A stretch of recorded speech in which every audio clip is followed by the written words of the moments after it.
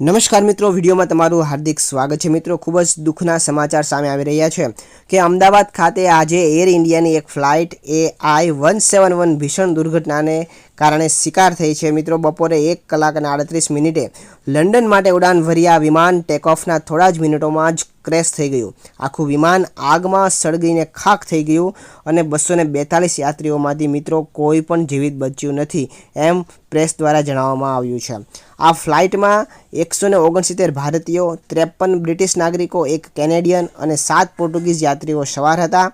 વિમાનમાં 2 પાયલટ અને 10 ક્રૂ સભ્યો પણ હતા અને ગુજરાતના પૂર્વ મુખ્યમંત્રી વિજયભાઈ રૂપાણી પણ આ જ વિમાનમાં સફર કરી રહ્યા હતા। મિત્રો, પ્રધાનમંત્રી નરેન્દ્ર મોદીએ ટ્વીટ પર લખ્યું કે આ દુઃખદ ઘટનાથી હું ખૂબ જ વ્યથિત છું। શબ્દોમાં વ્યક્ત ન કરી શકાય તેવી આપત્તિ છે। પીડિત પરિવારો સાથે મારી હાર્દિક સહાનુભૂતિ। ત્યારબાદ ગૃહમંત્રી અમિત શાહ પણ ઘટના સ્થળે પહોંચવા માટે રવાના થયા છે અને તેમણે પણ કહ્યું કે આ દુઃખદ ઘટના માટે કોઈ શબ્દો નથી। રાહત તથા તપાસની કામગીરી તમામ ચાલુ છે। ત્યારબાદ મુખ્યમંત્રી ભૂપેન્દ્ર પટેલ અને ગૃહ રાજ્યમંત્રી હર્ષ સંઘવીએ પોલીસ કમિશનર સાથે સંવાદ કરીને સ્થિતિની જાણકારી લીધી હતી। મિત્રો, વાત કરીએ આગળ તો ડિઝાસ્ટર રિસ્પોન્સ ફોર્સ તાત્કાલિક ઘટના સ્થળે પહોંચી ગઈ છે અને પોલીસ કમિશનરે સ્પષ્ટ કર્યું છે કે આગ અને ધડાકાની તીવ્રતા જોતા કોઈપણ યાત્રીના બચાવની શક્યતા નથી। આ ઉપરાંત બ્રિટન, કેનેડા અને પોર્ટુગલ સહિતના દેશોમાં પણ આ ઘટનાથી શોક છવાયો છે, કારણ કે તેમના નાગરિકો પણ આ દુર્ઘટનાનો ભોગ બન્યા છે। આ ઉપરાંત આ ઇતિહાસમાં અમદાવાદની સૌથી ભયંકર વિમાન દુર્ઘટના ગણાય છે।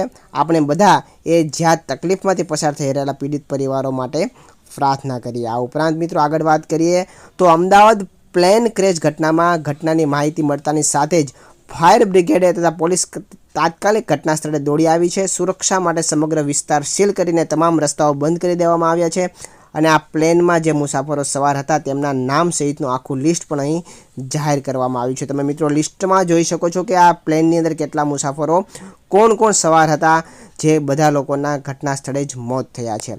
તો મિત્રો, આ પ્લેન દુર્ઘટનાની અંદર તમામ 242 મુસાફરોના મોત થયા છે। ભગવાનને આપણે પ્રાર્થના કરીએ કે તમામને દિવ્ય આત્માને ભગવાન શાંતિ આપે અને એના પરિવારને આ દુઃખદ ઘટનામાંથી અને આ દુઃખને સહન કરવાની શક્તિ આપે। મિત્રો, કોમેન્ટમાં ઓમ શાંતિ લખીને આપણે તેને શ્રદ્ધાંજલિ પાઠવીશું।